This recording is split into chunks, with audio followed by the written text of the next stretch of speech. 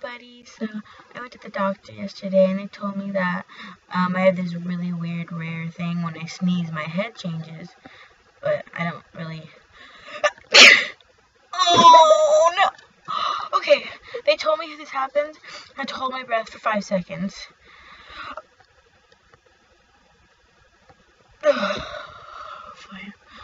Okay, and then they told me if I cough my head gets really big. Oh my god. I don't know how to get rid of this one. Let me try to hold my breath. Let me try. Nothing.